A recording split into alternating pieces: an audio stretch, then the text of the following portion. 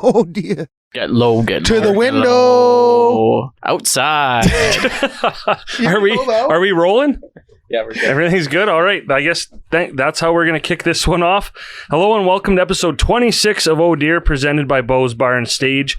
A little bit of layoff between episodes here. I guess a March break, if you will. A couple guys had some nice vacations. We're all back here at Communal Creative Studios, ready to roll, kind of. Thank you all for joining us once again. I am Ted Emmett, excited to bring you another pretty not bad edition of whatever it is we do here. Still haven't quite figured that out, but we do have a great interview to share with you as Walsh and I chatted with Dr. Kim, Jim, and Dr. Keith Wolstenholme. Oh, I got it. All right. From the Red Deer Regional Hospital, both of whom are a part of SHECA with Walsh, which is the Society for Hospital Expansion in Central Alberta. Right.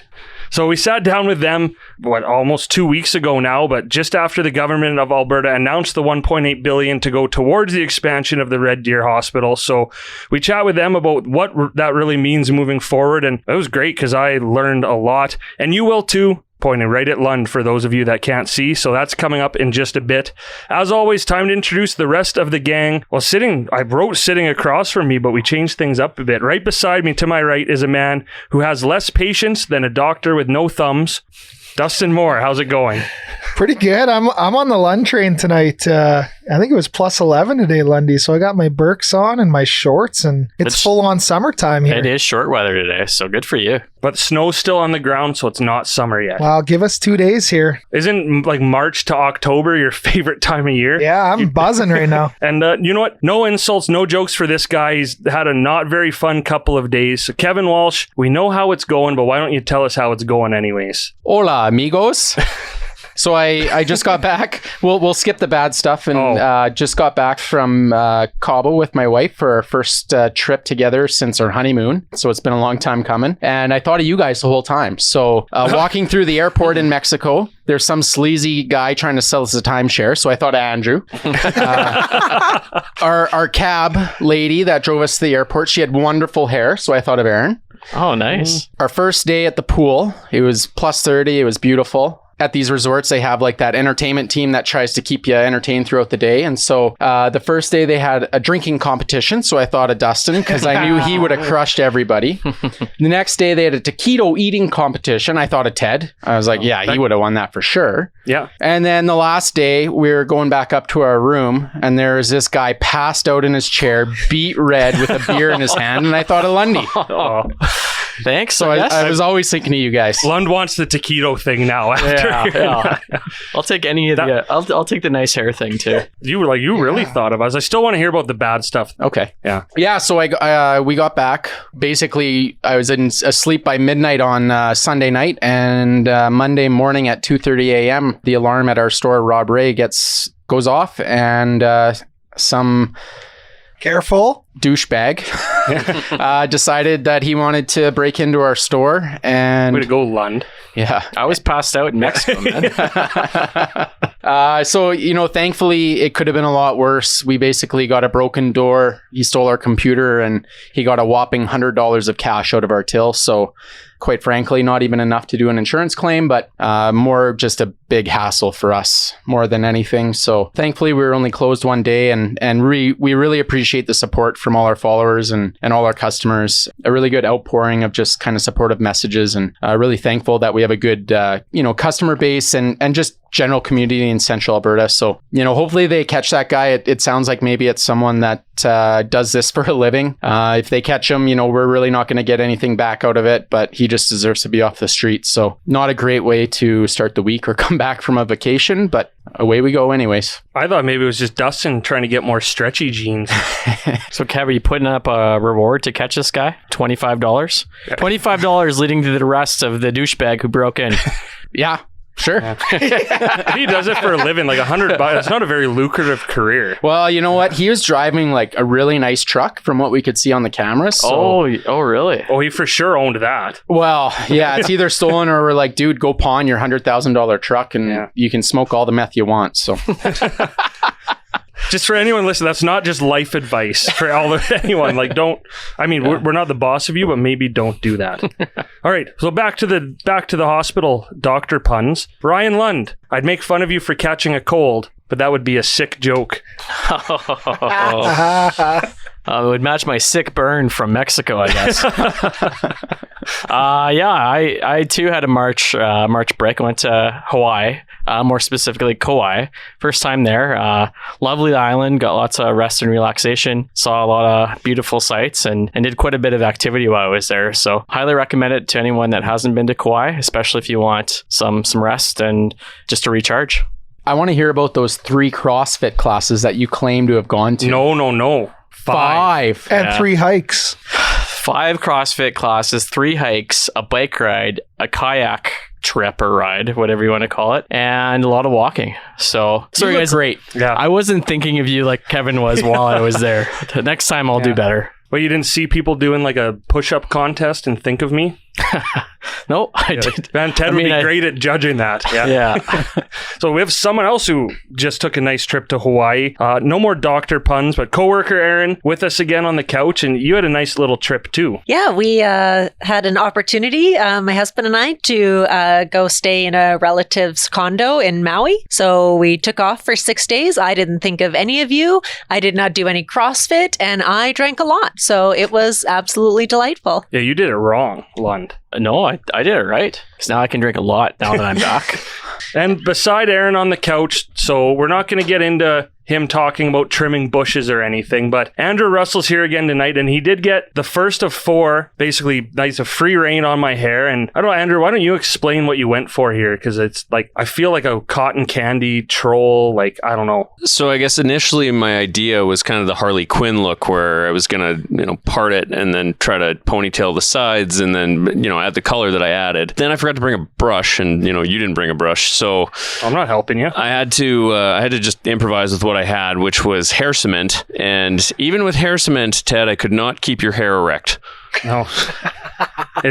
It's weird because you got it like slicked on the sides but spiked on the top. So I feel like one half of my head like hates my stepdad, and the slicked back half is my stepdad. So it's very confusing. And so there's the three spikes in the back, which is a nice addition, and then like the pink and blue actually looks pretty good on you. I don't mind it actually. Yeah. And the little beady things that I threw into the spike there are a nice kind of like Aladdin-ish touch, Princess Jasmine-y, kind of vibe. That's how I was hoping I'd look. I'm going to come more prepared next time. I'm bringing more styling tools next time. I'm bringing a hairdryer for sure. Oh, yeah. And I feel like this is like a good starting point, and it's just going to get better as we go. So, you know what you look like when you just turned around is that guy from Little Nicky who lives down in hell. The devil? I was like, there's quite a few. But you know what? It's not bad. You know what? You had some fun with it, and it could be worse. Big things to come, Ted.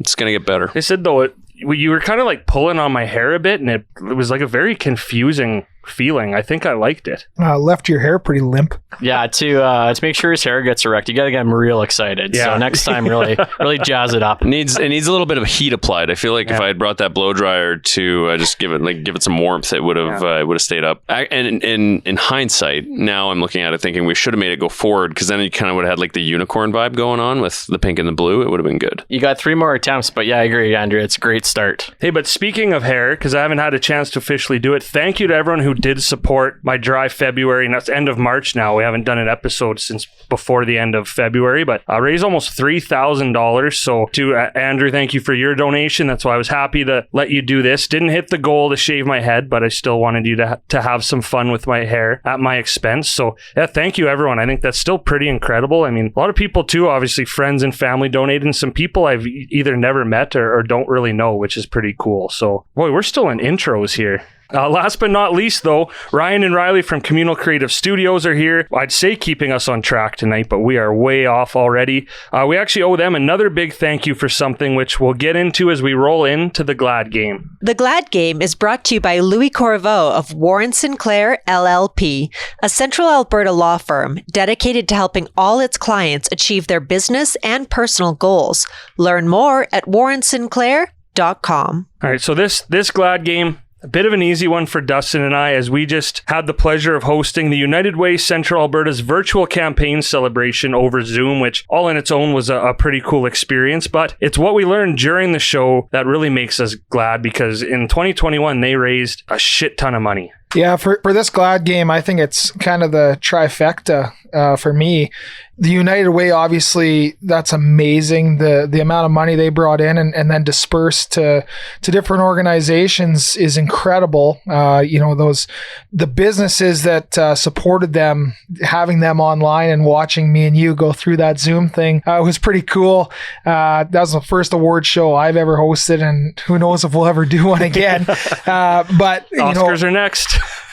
Besides them asking us to do that, which was so cool, Aaron made this unbelievable graphic for us that we ended up doing on the green screen, and Ryan and Riley, helped us navigate our way here in the studio. So it ended up being a really awesome day. I enjoyed it. You did a great job on the scripting with the United Way, Chelsea and Brett and Farron. So all in all, an experience I've never had before, and maybe we'll get it again. I don't know. Yeah, you did. This is my fault for not telling you what I was teeing you up to say, but in 2021, they raised $1.8 million through all their campaigns. So that's through a lot of local businesses and organizations who do the campaigns for the United Way. So it was really cool. Again, we owe Ryan and Riley a thank you, because they had a really cool Zoom setup here in front of the green screen. We had the good mics. We had one of Riley's 4K cameras on us, all linked in through Zoom. And then they helped us basically run Zoom and the PowerPoint. So again, there's one more thing that I would have never really thought of, but if you want to come in and do something like that over Zoom, like a live event or even recorded, that green screen was incredible for it, because it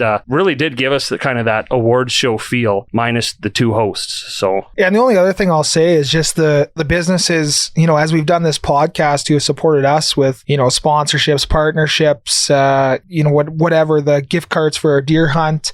The Central Alberta community is so generous through everything. And the United Way raising $1.8 million. We talked to Miles and Kara back at Christmas with the adoptive families. So I don't know if you see this everywhere, and maybe you do, but I just, being so close to home in Central Alberta, we have such a generous community. So that is something certainly to be glad about. Well said.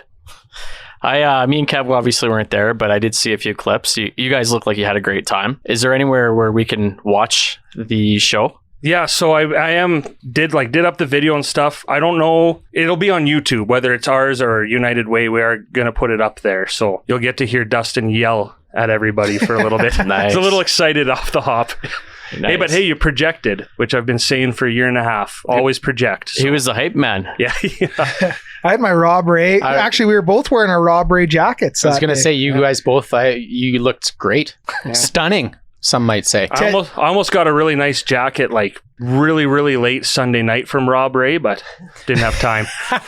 Like Monday morning? Or Monday morning, yeah. Ted says to me as we're doing the award show with him, he goes, well, shit, Dustin, if we're going to keep hosting these awards, we're going to have to maybe invest in a different jacket, because it's the only nice ones we have is from Rob Ray. Powder blue and whatever, that kind of red one. Yeah. Hey, the real heroes, though, of that award show were the buttons on our dress shirts, because I don't think either of us tried on our dress shirts before, and it's been a couple of years pre-COVID. I will tell you one thing: if you buy a dress shirt at Rob Ray, the structural integrity of those buttons is second to none.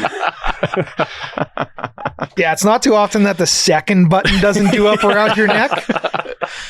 I'll be coming to see you soon. Yeah. Oh my, that sounds like a great commercial for Rob Ray. Yeah.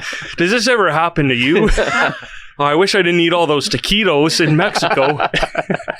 But anyways, to circle back, a huge thank you again to the United Way of Central Alberta. We've kind of found ourselves in the last year and a half getting to do more stuff like this and host events. Obviously for us, always a pleasure. And thank you, United Way, just for letting us be a part of that, because coming out of it, seeing, like Dustin said, all these members of the community that are doing such great work, and another cool experience in the books for us that we kept our shirts on too. Well, Lund wasn't there, yeah. But we'll see when he gets to host an award show. Yeah. I was passed out in Mexico, guys. So I guess before we head into our interview with our special guests, Aaron, who is this interview brought to us by? This interview is brought to you by Saks Thrift Ave, home of Red Deer's only rage room. Book online now at SaksThriftAveRD.com and get your rage out. While you're there, browse the best collection of vinyl in Central Alberta or find that perfect piece of vintage clothing. Saks Thrift Ave, records and rage, vinyl and vintage. Okay, so without further ado, take it away, Walsh, from 2 weeks ago. Well, thanks, Ted. So Ted and I are pleased to be sitting here with Drs. Keith Wolstenholme and Dr. Kim Jim here in Red Deer. I think our listeners have probably read an article or seen them on the news over the last couple months as they've been big advocates for our Red Deer Regional Hospital. I'm honored to sit on the board of SHECA with these gentlemen. And so SHECA is the Society for Hospital Expansion in Central Alberta. We just had our 5-year anniversary last week. Went to our favorite place, Bo's, for a couple beers with the group and just kind of celebrated some recent announcements. But Kim, you were instrumental in kind of spearheading that group and getting it going. So maybe you can just, go back 5 years and kind of tell us how it all came to be. Yeah, it's hard to believe it's been 5 years, but basically what happened is that, many physicians of the hospital had really become tired of hearing announcements and then finding out that Red Deer was really nowhere close to getting any of these resources that were needed or hospital expansion. So you have to kind of go back a little bit further. So in 2017, February, we had our first rally where we advertised that we were going to update people on what the state of the hospital was, and we called it the State of the Hospital. And that was the address that really got SHECA going. SHECA was actually formed that summer, and we had our first official rally really in fall of 2017, where we kind of highlighted more of the issues. The real spearhead for starting SHECA was the Red Deer Regional Hospital coming off of the capital planning list of Alberta Health Services, which happened in 2016. So that was really what got everyone and all of us at the hospital and physicians talking. And obviously Keith has been around from the beginning as well, but person we can't forget to mention is Dr. Paul Hardy, who was also instrumental in getting all of this going. Paul has since retired from Red Deer, but he was one of the guys that was there from the beginning as well. Yeah, and I think back to that capital plan, really it was Red Deer Hospital had been on this capital plan for a number of years and kind of whatever ranking it was, and then all of a sudden it's just gone out of the top 10, let's say, or whatever. And that just kind of struck a chord, and it was basically enough is enough for the physicians and the general public. So I still remember sitting in that hotel room at the Red Deer Lodge where you guys kind of had your first rally and got some info. So, Keith, maybe you want to touch on a couple of notable things that we were able to do over the last couple of years. Yeah, absolutely. I think back as well to when we first started it, and it's been quite a journey from there to here. But certainly, the advocacy work that we've been doing, I think, has been instrumental actually in bringing public awareness to the lack of infrastructure investment in Central Alberta. And what that's done is, honestly, it's got people interested. It's got the public interested. It's got the business community interested. It's got people writing letters. It's got people applying pressure to government. And I think that's really what got the momentum going is, once government is getting hounded over and over and over by the public, they start to respond to that pressure a little bit. And, the announcements we've had lately, I think, are at least in part due to, the public pressure that's been brought to bear. So, the $1.8 billion that was announced recently, I think, it's obviously fantastic, but I think SHECA plays a role in getting us to that point for sure. And I know people are, especially these days, a really big fan of government. So it must be really hard to, be one of those groups that opposes the government or goes up against the government. So, it's one of those things where I guess it's been... Yeah, I'm just here as a seat filler. I'm not... I would agree with you that the SHECA has gone up against government insofar as that we have called them to task about inadequacies in the system and really discrepancies in funding in Central Alberta. But I would actually say that what SHECA has really done is, as Keith has alluded to, is really mobilize the public. So we made it apparent what those discrepancies were and how Central Alberta has not had its fair share. I think, to be quite honest with you, it's the public that has really been who's taken this forth, because there's a dozen people on SHECA. We can say what we want to say and have our opinion, but it has really been the public that has taken all of those concerns to their MLAs, to the mayors, to various people to get this done. Yeah, the other thing is that we've been equal opportunity, right? When we started this, NDP was leading this province, and we transitioned from badgering them right to badgering the UCP. So one of the things that we've actually been, I think, proud of and been pretty clear to declare is we are an apolitical organization, and we just really want what Red Deer deserves, right?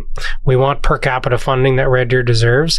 And if that means that I meet with somebody from the NDP, or I meet with somebody from the UCP, or I encourage somebody to write a letter to anyone in government, then, we're happy to do that. Yeah, I think a couple of the big things that stick out to me, you alluded to the per capita funding.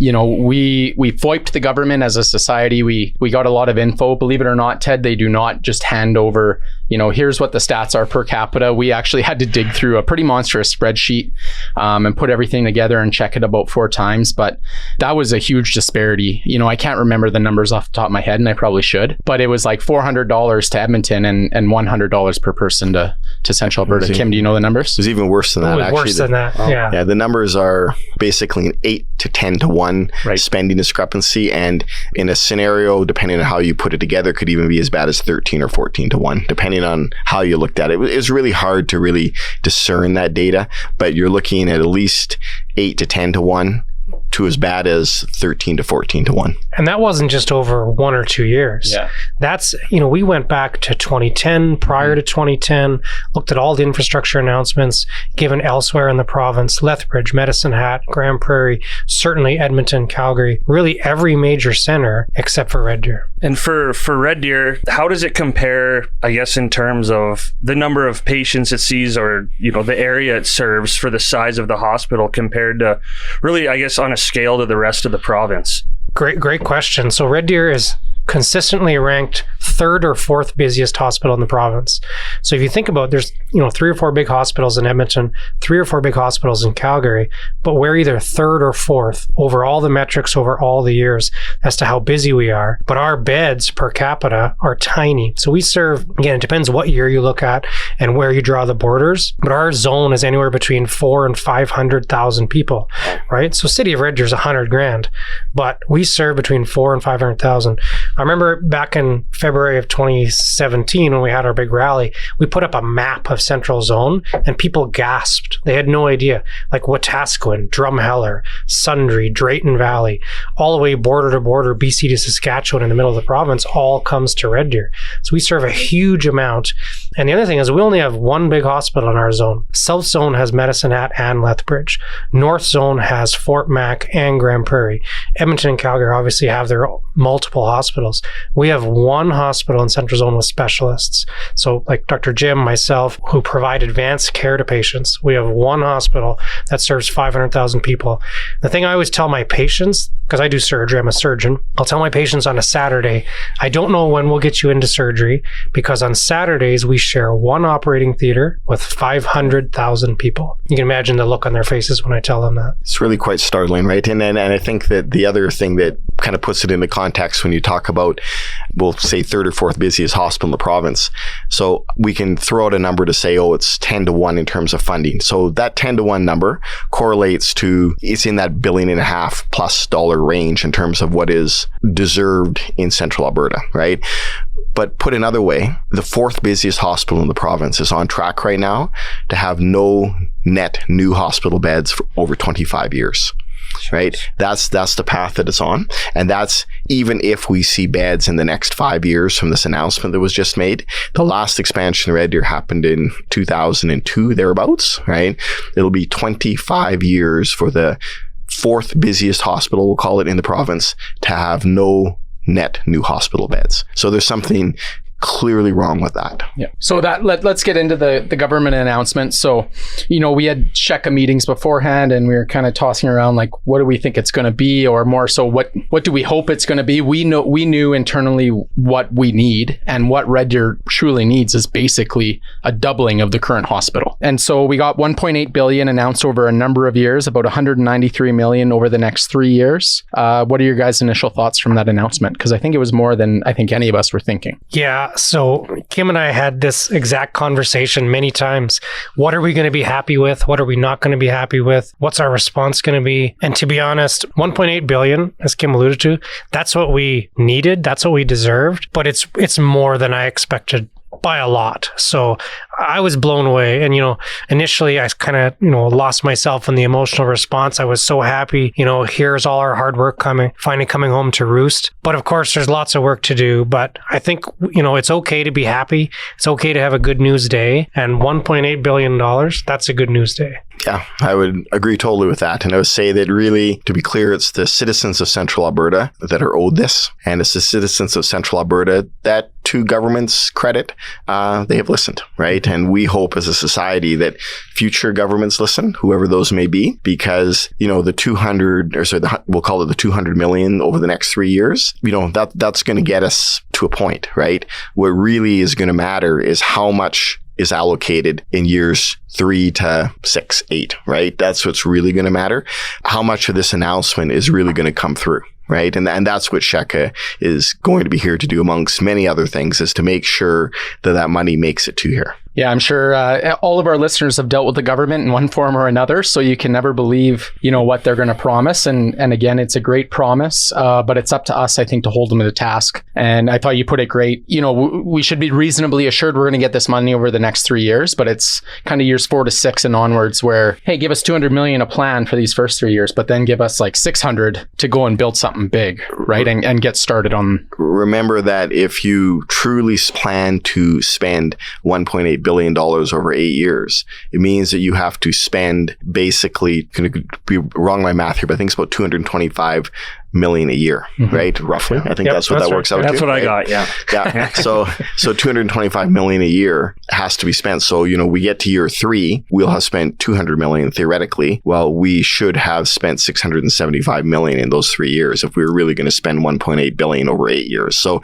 it gives you an idea of the ramp up in spending that's required between years 3 and 8 to make it there. Yeah, I know for anyone outside, I didn't really know much about this until Kevin told me more about it. And that morning, I already told both of you, Kenny, because why not have the announcement at the Gary W. Harris for the hospital? I think that says something right there if you don't feel safe making that good of a news announcement at the hospital. But so I messaged Kevin and said, hey, looks like this announcement's happening here. What were you guys hoping for? And I think, would you say 400 million or something like that? So to hear 1.8 billion, like I said, is staggering. But yeah, for, I guess, an everyday Joe like myself, I do wonder, okay, well, where is that going to go? Is it an expansion? Is it a new hospital? There's lots of questions to be answered still. If you play devil's advocate on some of that, someone's going to say, well, 1.8 billion, that's a lot of money to spend on healthcare. Is there someone else where else it could have been spent? Or is there something else that could be done with that money? And I think that one thing that people need to keep in mind with this is that as Central Albertans, we should not feel guilty that 1.8 billion is going to be spent in Red Deer, because I can assure you, if it wasn't spent in Red Deer, it would have been spent somewhere else. And that would have essentially exported our tax dollars from Central Alberta to another jurisdiction. And it really is a major issue for Central Alberta in terms of growth of fabric of the community and what have you. Healthcare jobs are well-paying jobs, right? So you're exporting the future jobs for people's kids and all of that out of Central Alberta if you don't have something like this here. And the reality of things is that expansion in hospitals will be necessary to meet the demands of the future population. It just needs to be here to keep these jobs and people and resources here in Central Alberta. Yeah, I know us three, we've talked about it before, but if the general, nursing workforce, the physician workforce, if that starts to erode to a point, it's really hard to build that back up. And when, heaven forbid that we start to lose some services out of Red Deer, it's very difficult to get those back. So, I think all of us are very happy, and basically the announcement exceeded our expectations. But in the short term, over these next 3 years, 200 million's coming, but they're saying most of that's going to planning. We hope there's maybe some renos in there, but that doesn't really solve some of the issues that are going on today. So I just wanted to get some input from you guys. It's been in the news about long wait times in the ER, the per capita stuff, but what are kind of some of the other issues you guys see day to day? One thing that's important to realize is that, 2030 has been called the end date for, that's when the 1.8 billion is going to be spent. But we need to survive between now and then. We need to get from here to there.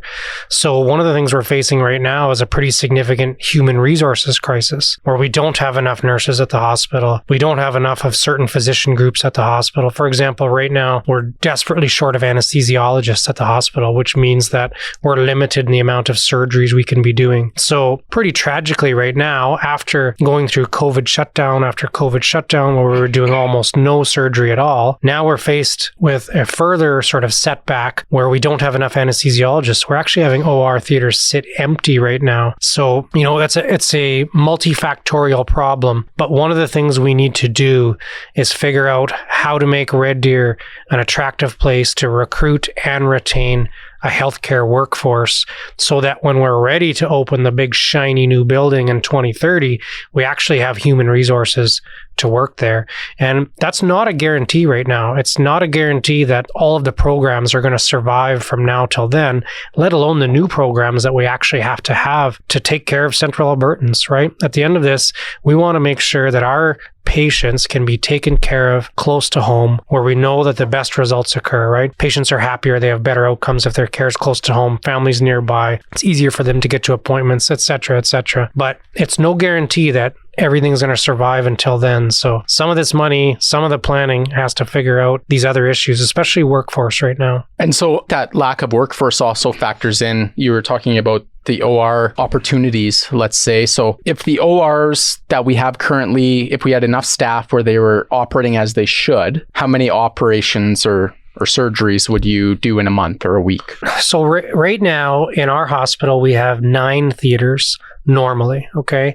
So right now we're running about 6 theaters. On average, you'll do about 4 surgeries per day in each of those 6 theaters. So 24 per day times 5 in a week, right? Mm-hmm. So you look at our deficit. So if we're missing 3 theaters, that means 12 surgeries per day are not getting done that should get done. So over the course of a week, that's 60 surgeries. Well, it doesn't take very many weeks to add up. And we've been at this since September, where we've only been running 6 theaters per day. So every week since September of 2021, we're dropping 60 surgeries that should be done. You look at some of our wait lists, some of our longest wait lists right now, for example, joint replacements, right? So someone needs a new hip or a new knee because they've got bad arthritis, they can't work, they can't walk, they're on narcotics, they can't be a functioning member of society. Well, that's a lot of people waiting for surgery that could have otherwise had it done. So it's pretty disappointing.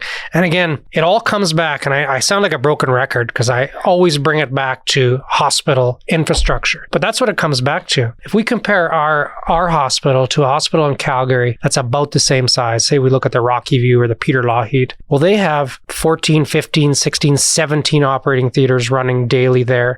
So almost twice what we have. And that means that they can hire lots of workers to do the daytime work, right? Lots of nurses, lots of anesthesiologists, and they can spread out the nighttime work. Because I think a lot of what people don't understand is that our hospital runs 24 hours a day, right? We're still doing surgeries, after midnight. We still have to work 2 a.m, 3 a.m. And that work, to be honest, it's tiring, it's punishing, it's difficult. So if you only have enough staff for your 9 theaters, that means you have less staff that has to cover the overnights.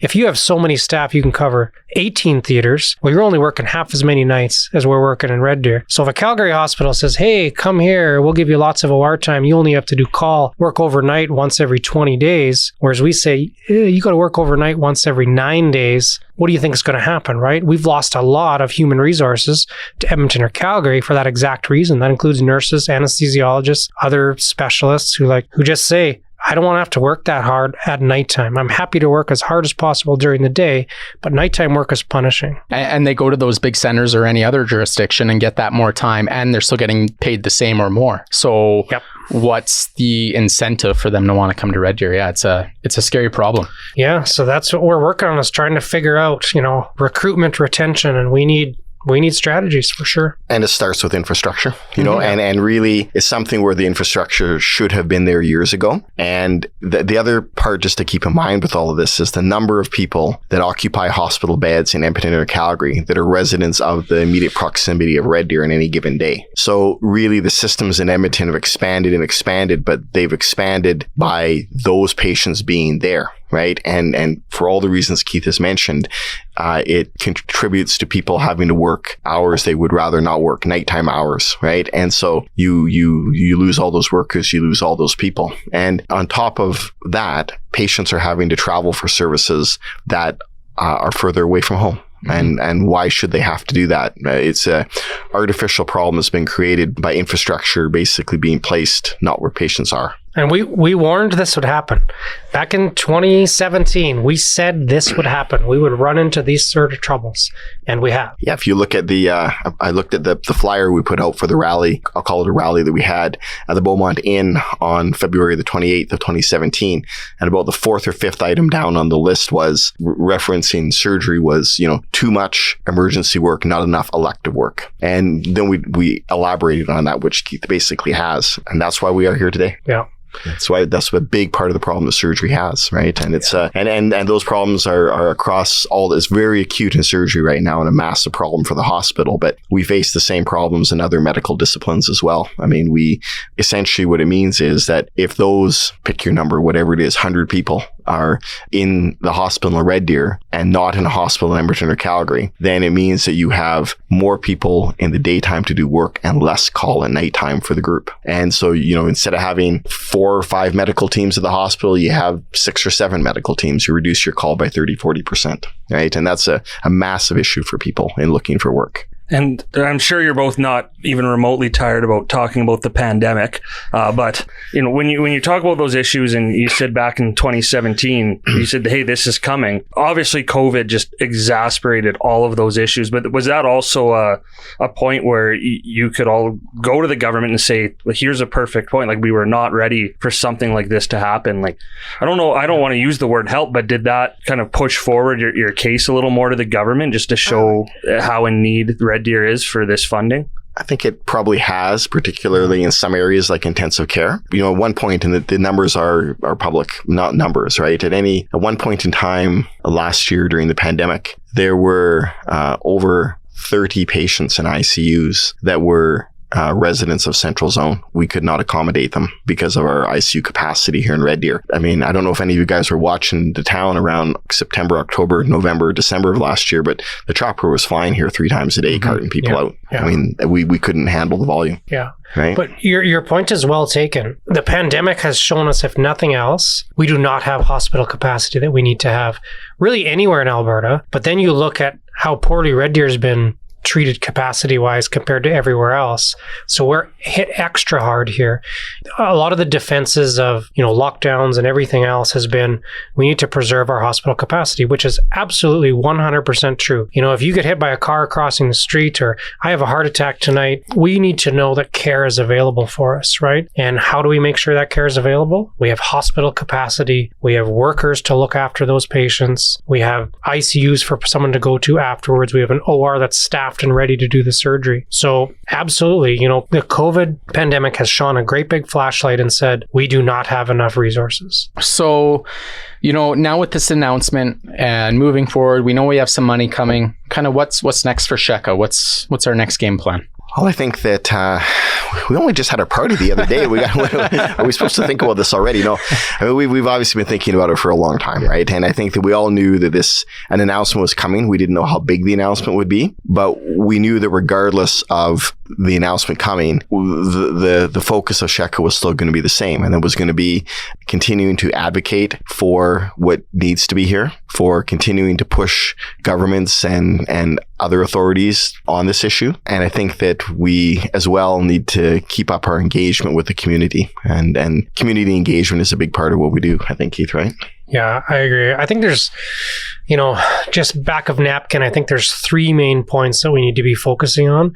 Number 1 is, what's the start date for the big build? We need a start date. When are we going to actually put a shovel in the ground for significant redevelopment, whether it's new tower, however the money is going to be spent? So that's number 1.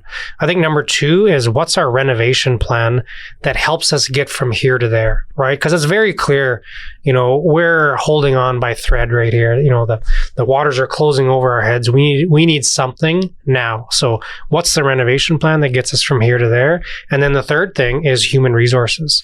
How much of this money goes into, funding, planning, training new people, recruiting new people? Should some of this money or other monies go into training more nurses, right?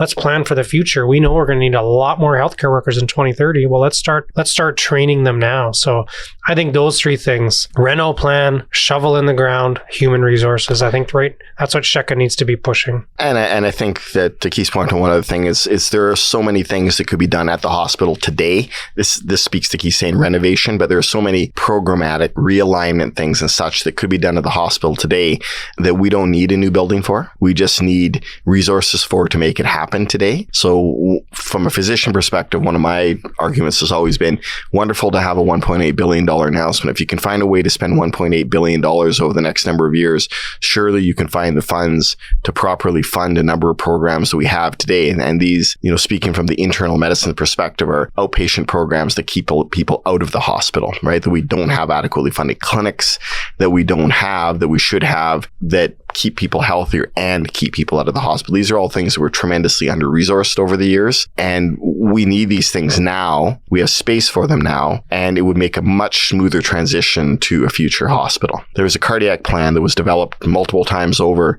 and hard to believe it's been 4 years plus since it was released. There are things in that plan that need to be enacted, and they're not. Right. So these are the kinds of things that we need to do. And there's a whole plethora of things within the surgical world that could be done today. Absolutely. And, and the cath lab, right? The cath lab has always been an emotional, life or death ask for Red Deer, Central Alberta. Surely we don't have to wait till 2030 to have a cath lab. I think that needs to be prioritized. We need to figure out a way, at least short term, to put it in our current footprint. And again, we're going to need human resources to run that thing. I thought you had a great idea, Keith, about using Red Deer Polytechnic, and just explain on how that could maybe help with some of the human resource issues. Yeah, so I've met with, representatives from Red Deer Polytechnic and from representatives from the Ministry of Advanced Education. And one of the things that came out of it was, of course, we need an ability to train more nurses. So in fact, Red Deer Polytechnic actually did increase their PN nursing program, so to produce licensed practical nurses, which is fantastic. They've kind of hit their max without new infrastructure. So the representatives from Red Deer Polytechnic kind of said, it'd be great if we had a one-time dump of money for a new lab, etc., where we can train more people. So that's one thing we can focus on immediately, right? How do we increase the training capacity at Red Deer Polytechnic for the licensed practical nurses? And then the other program that they produce nurses at Red Deer Polytechnic is for their Bachelor of Nursing program. Now, a lot of people probably don't know, but their degree is actually granted by University of Alberta. Right. And University of Alberta actually has oversight over Red Deer Polytechnic's Bachelor of Nursing program. And that kind of means that Red Deer Polytechnic doesn't get to decide how many nurses they put into their program every year. University of Alberta gets to decide that. So a reasonable answer, and I don't think I'm putting words in anyone's mouth, because, the representatives from Red Deer Polytechnic have said, maybe this needs to be one of their degree granting programs, right? We know it's been in the news recently that they've gotten degree granting privileges. So there's certain programs that they can hand out degrees. Well, if you ask me, someone with obviously a narrow focus works in the hospital, but I think we need to be pounding the table with everybody we can to say, let's get Bachelor of Nursing away from U of A's control and under Red Deer Polytechnic's control, because we know where you train somebody matters, right? Yes. Where someone trains and lives, they're more likely to work in that place, right?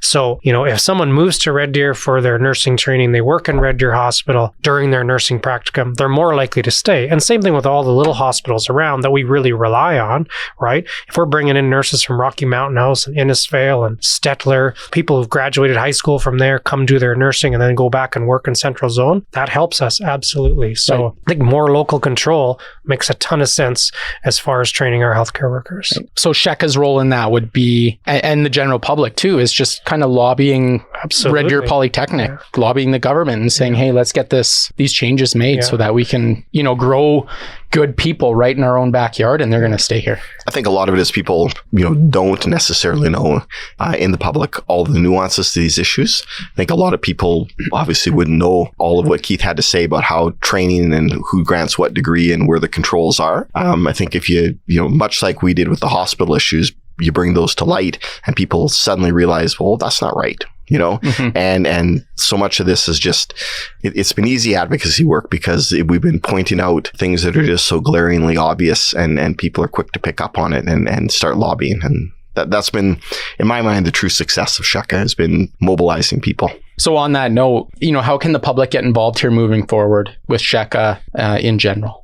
That is something where we're going to have some specific campaigns, I think, over time for awareness on some specific issues. And we would, it's one of those things where we kind of need to see, well, where's the proof? The proof's in the pudding of what actually gets announced and what actually gets to Red Deer. So I think in an appropriate period of time, we're going to be out there bringing the issues to light about where we are, right? And I think that each one of those will be an opportunity for people to call people and to talk to their MLAs and what have you. And I think that an election comes up in a year and a half. We need to make sure that every time a prospective MLA knocks on a door in Red Deer, no matter which political party they're from, that they get the questions about the hospital.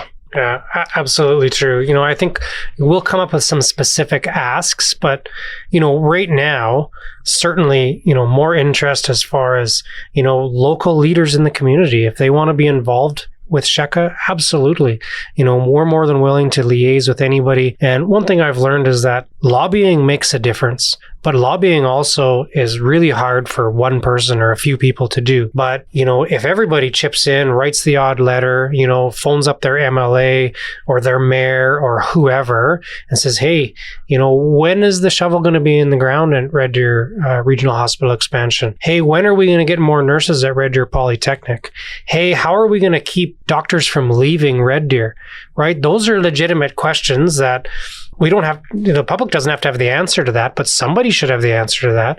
But if the public's not asking those questions, then nobody cares. Right. So, at Sheka, we've talked about, what do we need moving forward? And so to be clear, and I think it's came out in this interview, but as an organization of Sheka, we're not looking for donations or we don't need money. We don't really, there's very low cost in what we do. It's just public advocacy is really. And so we just want, hopefully by the end of this interview, some of our listeners are kind of riled up and pissed off. And yeah, this 1.8 billion is great, but obviously it's not solving all the issues that are occurring right now. And we need everyone to kind of let their voice be heard. And so we've talked about more, you mentioned it about getting some local leaders involved. So if there's any businesses out there that are looking to maybe, help with this cause, again, we're not looking for your money. We're looking for, can you mobilize your workforce? Can you just get people involved in this movement? And keeping the pressure on the right people is really what it's all about. Yep, absolutely true. There's supposed to be a question in there, but I forgot it. So I'm going to resist the urge. I'm going to assume neither of you have ever listened to this podcast, and I recommend you keep it that way. But I'm going to resist the urge with two doctors in the studio to ask a lot of questions. But I do have to ask Dr. Jim, what is a nerf for and you know what, your writing's messy, Kevin, but I still wouldn't get it. Can you explain your discipline? Oh yeah, I was supposed to do that at the start. That's right. Yeah. I was going to say you're lucky you're trying to read Kevin's writing and not mine. But, that's very true. Anyways, so a nephrologist is basically a subspecialty of internal medicine. Internal medicine is basically the discipline that deals with if you have a problem with a major organ. So a general internist takes care of people who have, either heart, lung, kidney, bowel, what have you kind of problems. But if you further subspecialize, nephrology is specifically looking at kidney. So it's a specialist in kidney medicine. That's not how kidneys drain or your prostate or your bladder, but how kidney itself actually works. That's what I thought, but I just wanted okay, good. I'm glad we clarified that and for then you. Dr. Keith. Yeah, there you go. Wolstenholme? Yeah, that's pretty good, actually. You're an orthopedic surgeon. Yeah. So essentially, I fix broken people, right? Like emotionally? Because No. I can keep you there a while, yeah. No, so orthopedic surgeons fix, broken bones, ligaments, tendons, arthritis, things like that. So orthopedic surgeons are universally looked down upon by everybody else in medicine. We're unfairly targeted as being the dumb jocks of medicine. But it's okay to embrace it. Yeah, until you need an orthopedic surgeon, right? And everybody eventually needs an orthopedic surgeon. Yeah. Absolutely true. Which actually reminds me, my wrist is sore, Keith. I do have to have you look at it. See, everybody. Yeah, I don't know anyone, either of you can fix a hernia, but I've been putting that off for about 4 years, so I probably should. Dr. Hardy could have done that, but he's no longer here. Oh, yeah. I had it done, and then I didn't wait long enough to do stuff again, and it still hurts. Well, if you get your name in now, in about 3 years, you'll get Oh, it's in there. Yeah. No, it's in there. I was going to say, so that is what falls under the scheduled surgery, right? So, and it's many people like knee replacements, you need your ACL done, you need your gallbladder out, you need your kidney stones taken out. That's all the scheduled surgery. And one of the things that really irritates me is people call that elective surgery. Like it's not actually that important. We can kind of get around to it whenever, which honestly, that's bullshit. Scheduled surgery still needs to be done because people are suffering while waiting to have their intervention. And I think, what we found is that scheduled surgery was what gets sacrificed when you face any pressure from anything else, whether that's overcapacity, whether that's COVID, scheduled surgery gets sacrificed. And honestly, I think that's an error in how we've been handling things. And, hopefully with our expansion, that will be less so. But to give you an extreme example, so in Manitoba, they are actually transporting scheduled surgery on spine patients, not only out of Winnipeg, not only out of Manitoba, out of the country. So they're sending spine surgery patients to North Dakota to have their surgery done there. And you can imagine how much that's going to cost. And why is that? Capacity, right? So we're not alone here in Red Deer, but gosh, let's never get to that point. Yeah, that's pretty scary. Yeah. Pretty scary that, those are decisions being made. Yeah, I know we've seen, like I said, I'm okay getting bumped back to the bottom because honestly, for me, it's like I just can't do some core stuff when I'm at the gym, and that's a great excuse. So I'm not I'm not overly eager to get in there. But yeah, it is even the first time too, right? And then they call you and they say, "Hey, sir, we can get you in there?" And for me, like I was like, "Well, no, that's golf season. I guess I'll wait." So again, a little self-inflicted there, but it is just seeing, especially now through COVID, like all the surgeries that have had to be canceled or put off, and some obviously pretty important ones too. Yeah, absolutely. And every patient has their own story and their own journey, right? And some people like yourself are okay with waiting, but some people, they can't work while they're waiting. They can't do, what their job requires. So they're not putting money in the bank, food in the table, or people are on opioids. They're getting addicted to narcotics because they're dealing with pain. These are problems that are easy to ignore when you say, we're going to cancel surgery because we need to divert those resources. But, just like any problem in life, if you ignore it for long enough, it's going to come back and bite you in the ass, and that will happen. Yeah, I mean, right now you might not think it's a big priority to have your surgery, but in 2 years' time, if you're not playing golf, you might think it is, right? Oh yeah, it'll bite me in the crotch eventually, yeah, to be more specific. Or if your guts pour out of your hernia and get locked in there, and then you'll be on the emergency ad list. So is that a warning or advice? That's how you'll jump up the list. Not advice. Okay. That's a warning. Just had to make sure. One thing before we wrap up to say again, to have two doctors, two healthcare workers in here. I know talking about the pandemic, and for everyone at the hospital, everyone in healthcare lived through two very different pandemics, right? There was the first half that was thank you healthcare workers, and there was the second half where it was you were a lightning rod for all the misdirected anger and that. So I think just on behalf of our podcast, everyone, in Red Deer, just thank you for doing what you do, obviously before the pandemic, but I can only imagine how exhausted everyone is. And just according to the Alberta government, COVID's over in Alberta, but I know at the hospital it's not. So just thank you for what you do. Thank you. I think that's well said, actually. Is how we've lived it. Yeah, so a huge thank you again to Doctors Kim, Jim, and Keith Wolstenholme, got it that time, for taking the time to come in and do that interview. As I said before, really was informative. I'm sure no one ever expected us to have two doctors on our show, or at least to have two doctors on our show and not ask a whole bunch of inappropriate questions about what can and can't go in the human body. Because I was close. It was really tough not. We did off the record, though. And? Anything with a handle. Is okay, yeah, he said. Yeah. Just don't stick anything in that doesn't have a handle. Yeah. You guys actually did ask. Oh, I've had this conversation before too with nurses and stuff. And hey, the more you know, because like vegetables and stuff, they get soggy. It's not a purse. You have to think before you put stuff in it. God. Anyways, yeah. But so again, Kevin, thanks for organizing that, because I know that's a cause kind of close to your heart, something you've been a part of. But again, I learned a lot, and man, every time 2 doctors told me, hey, good question, that was like the best feeling ever. That might make my hair go full mast. Oh, it's really limp. All right. Yeah, I've been a part of that organization for a while now, and I joined initially when in my old career as a partner at an accounting firm, and I had a lot of doctor clients that I worked with, and honestly, it was every single client would just come in, and I'd ask them about their day-to-day life and all that kind of stuff at work, and then it was always just a struggle for them to do their jobs properly. Like, that was the biggest thing that I learned from working with hundreds of doctors over my career, was they are all so focused on like patient outcomes, positive patient outcomes, and just doing their job, and they want to help people. Yeah, they make a lot of money, but they're saving lives. Like, they deserve it. They're very smart people. And just to hear all the problems that they continually face. And in my opinion, there's a lot that can be done on the Alberta health side. I didn't want to say this in the interview because I didn't want to put them in a tough spot, but Alberta Health Services, it needs a complete overhaul. And I won't get into it too much, but essentially there was a study done not very recently where they compared Canada to Germany. And so Germany has about, call it, double the population of Canada and public healthcare system. And Canada is actually ranked one of the worst public healthcare systems in the world. And Germany is like 3rd. Well, how is this? Like, how do they have double the population and theirs is way better? And it was basically the cost per administrator. And so basically it's not the doctors, nurses, any of that. It's the people in the background that make everything happen. Here, at least in Alberta, to get a simple request, it might have to go through 9 different approvals. And so the essence of this study was Germany spends way less dollars per administrator than Canada does.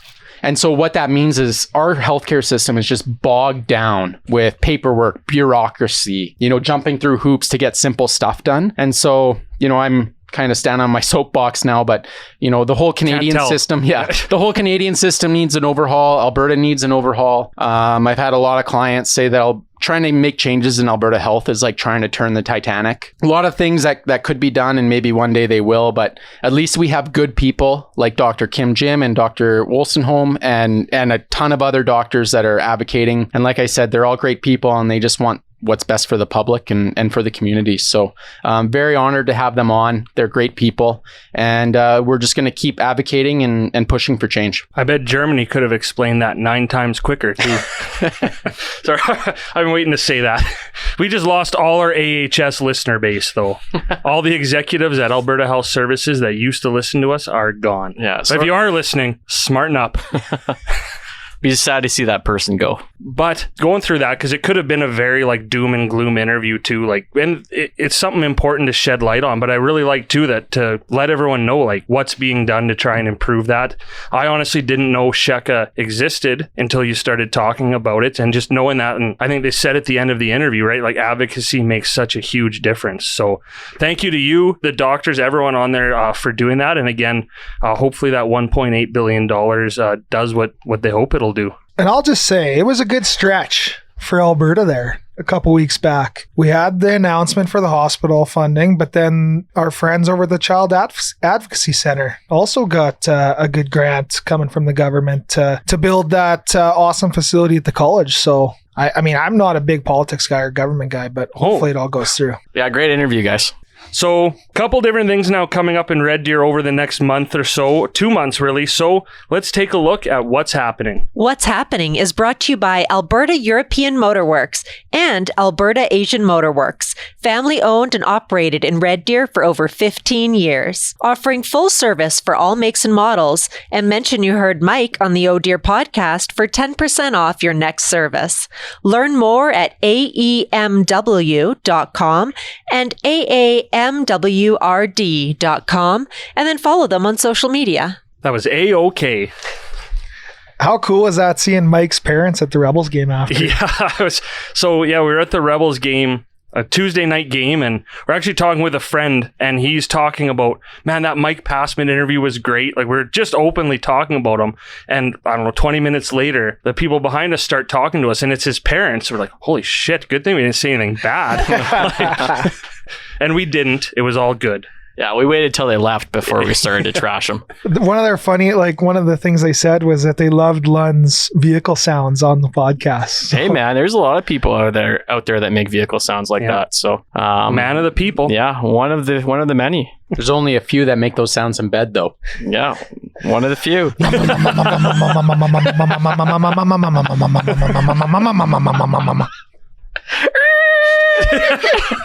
Oh no! Keep going. I'm going to just let this keep going as long as we want. All right. We're going to pull a U-turn. Whoa! So first event coming up, again, you're going to miss this unless you listen to us in the first couple days this episode comes out. But our Piper Creek Optimist Club is hosting a comedy night fundraiser at Bo's on Saturday, April 2nd, featuring comedian Todd Ness from Calgary, who, if you remember way back, was actually our guest on episode 3. He has special guests to Steve Taddy and Dale Ward. I'll be, kind of sort of emceeing this one. I also kind of got fired, so I think I get to go up and tell you to buy 50-50 tickets and not heckle, and that's probably my job for the night. So there's that too. So kind of like Lund, a reworking of the Battle of Alberta that was supposed to be back in January that we do every year. So instead of a hockey theme, just a comedy night. But we can all tell you from experience too that Todd is worth the price of admission all on his own. Yeah, I've seen Todd a couple of times, and I can't wait to see him a third time. I know he's got fresh new jokes too, and the other two comedians I'm really looking forward to seeing for the first time. So tickets for that one are $40 each, which includes light appetizers from Bo's and a beverage from Troubled Monk. All proceeds go to the Hockey Alberta Foundation's Every Kid, Every Community program, like it does every year with this fundraiser. And that just helps really give every kid in Alberta the chance to play hockey. So you can get your tickets online at Bo's website or reach out to us on social media, the podcast, or any of us individually, and we will get you tickets. So the next thing coming up, Walsh is going to tell us about. Yeah, so at least a couple episodes ago, we had our friend Kara Horsley from Mamas for Mamas Red Deer.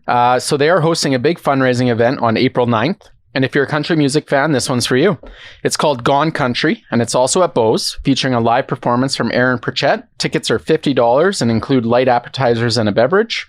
Doors open at 6 p.m. All funds raised will stay in Red Deer to grow Mamas for Mamas at-risk comprehensive program. You can find Mamas for Mamas on Instagram to purchase tickets, or as always, just slide into Ted's DMs and we'll point you in the right direction. Plenty of room in there these days. So, yeah. So before we go any further, Dustin, can you sing any Aaron Pritchett lyrics? Get low, get low, get low, get low. Hold my beer. I like how you actually put together. So because it's a podcast, I placed a beer in Dustin's hand and then he figured it out. He just starts singing when he's got a beer in his hand, though. It is, though. It's a good show. And like for most people, how long has it been since you've seen live music, right? And you can do it for $50, a great Canadian country artist, and for a great cause. And Bo's is okay too. So that's 2 of the 4 big events coming our way. Dustin, what do we actually just have a meeting about today coming up May 7th? Yeah, the Central Alberta Child Advocacy Centre is hosting its inaugural Courage Cup ball hockey tournament and after party.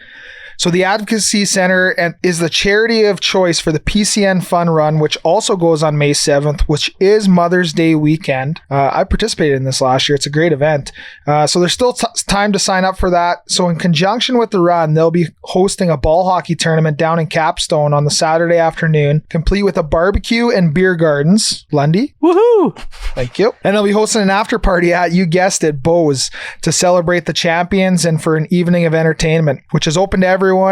And a $20 ticket will get you an entry, as well as the light appetizers from Bo's and a drink ticket. Now, if that wasn't enough reason to come to the after party, against their better judgment, the Advocacy Centre, man, that's so hard to say, has asked us to provide some entertainment. So you can catch Oh Deer live that night around 6:30. And then, of course, the real entertainment will start around 8 with some live music. Like a surprise London Walsh. That's what.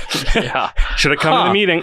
What date is that? Yeah, what'd you guys sign us up for? May 7th. Oh. We already told them you'd take your shirt off. No, actually, true story. I asked, I said, like, what type of vibe are we looking for this? Like, shirts on or off? Like, is that too far? And they just said, read the room.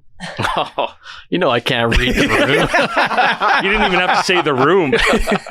Hey, sorry, Dustin. So there's not much space left in the ball hockey tournament already, but you can reach out to the Advocacy Center through their socials if you're interested in joining, and otherwise keep your eyes peeled for more information. You can check ours or the Advocacy Center's social media pages to get your tickets for the after show at Bose. So at least for now, save the date, put it in your calendar, May 7th. Kev, Lund, you got it? Aaron, you can come too. Thank you. Andrew, you're not invited. All right. So we said it was a lot. There's a lot. Last but not least, another Optimist Club event coming up in June. First time we've done this one. We hope it's going to interest a lot of people. Lundy, since you're the one spearheading it, what is happening on June 4th? Well, Teddy, we got ourselves the first annual Piper Creek Optimist Club Charity Golf Classic. So it's going to be held at Alberta Springs. It's going to be an all-day event. $800 gets you a team entry. We're still looking for a few sponsors. So gold level sponsor gets you a free team. And you're ending up sponsoring a hole, so you get some signage out there. And silver level sponsorship doesn't get you a team, but you get your advertising out there. So we're looking to sell this thing out. We've already got some great partners signed up. I think we've already got our food and beverage holes all locked up, which is nice. It's going to be a full day event with dinner, and then after the tournament, we're going to end up busing people to Bo's Bar and Stage. So we're going to be talking about this on the next couple of episodes as well as we get closer to the event. But looking to see a lot of familiar faces out there, and it's mainly just a fun tournament: 4-man scramble, 4-woman scramble, 4 mixed team scramble, whatever you want to call it, and may the best team win. Just a scramble. Oh yeah, I guess I could have said that. Yeah. And most importantly, I think we talked about the Optimist Club a lot, but all those funds raised stay in Central Alberta, and they all go back to youth organizations in various states and the Advocacy Center. Yeah, exactly. So one of the big ones we support. This is one too. Like, we can't stress enough.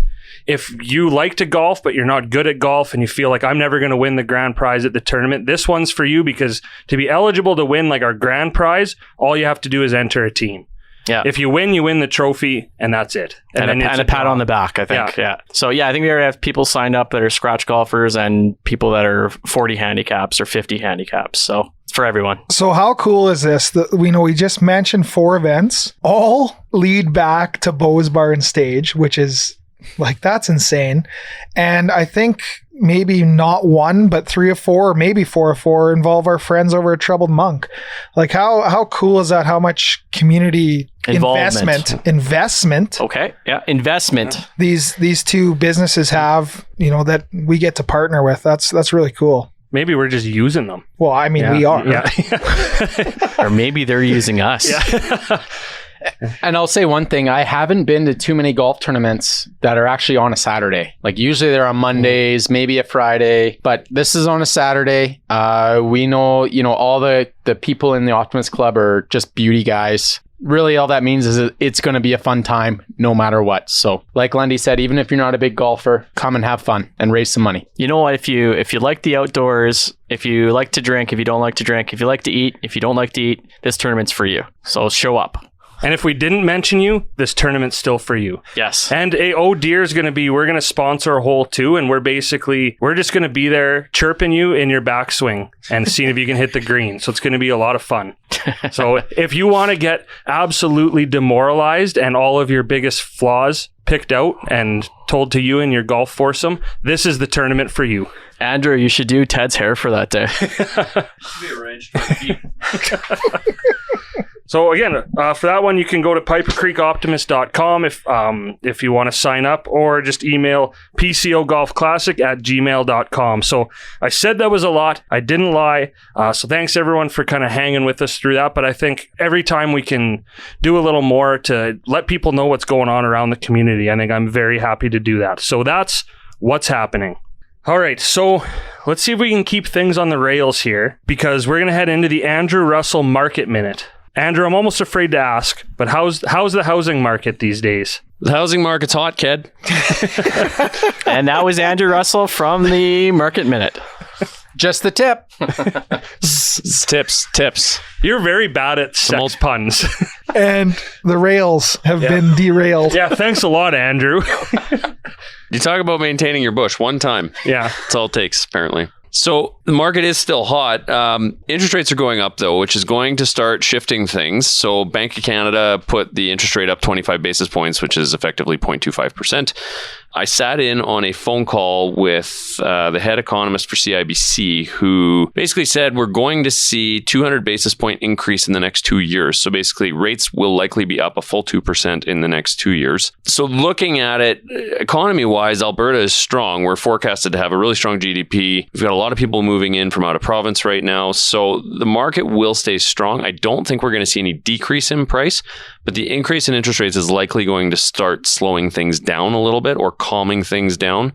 And the government is trying to curb inflation and trying to slow the housing markets down as well, mostly because markets like Toronto and Vancouver have just kind of gotten completely out of control. And actually, even Calgary and Edmonton are getting to that point now. At one point, properties in Calgary are selling for hundreds of thousands over ask. They're getting 30, 40, 50 offers. And we haven't seen that in Central Alberta.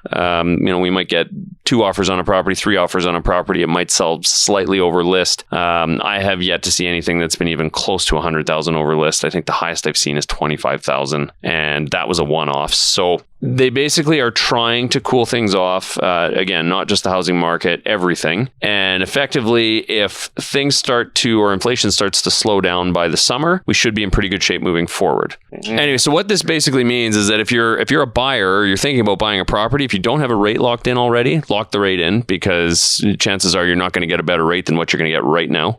Just have a question on that. Can you, generally with banks, you can lock in the rate? Is it like 90 days before you get the mortgage or something like that? Can you? Most banks are 90 to 120 days they'll hold a rate for. That being said, lenders do have rate specials once in a while where they'll offer like a better rate on a 30-day quick close or something along those lines. And so if you lock a rate in and a better rate becomes available, you're still able to take the better rate. If you lock the rate in and the rates go up, then at least you've got that time frame to get in and purchase a property. Rates will go up. Prices will likely stay strong. I don't think they're going to go down at all. And so increased rates just means a little bit less buying power in terms of the purchase price for the property. This Red Deer Real Estate Update was brought to you by Andrew Russell and Associates with Remax Real Estate Central Alberta, the official realtor of the Deer podcast. For more information on the team and the services they provide, visit andrewrussell.ca. I will say that was... Drink. That was... What? We'll tell you later. Okay. I will say, though. Do I say I will say? Every start of every Nice. sentence. I just like the whole posture, too. I'm about to say. Yeah. I will say The posture with you the will pointing. listen. Yeah. that was good. Andrew Bean. That was very valuable information, but I just wanted to give Andrew a quick tire pump, though, because he sold my brother-in-law and sister's house in, it might have been less than 24 hours. I think it was 10 hours. Not my quickest sale ever, but not bad. They were It's extremely... quicker than your market minute, quote unquote. God, if that's a minute, I don't know what all those women were complaining to me about. That's great. That's what I was thinking of that joke instead of listening to you, Andrew. That's okay, Ted. And we know it doesn't impact you because you'll be living in Lund's basement for a while still. So. Oh, yeah. But good work, Andrew. Thanks again for the market minute. I will say that we... I didn't even realize...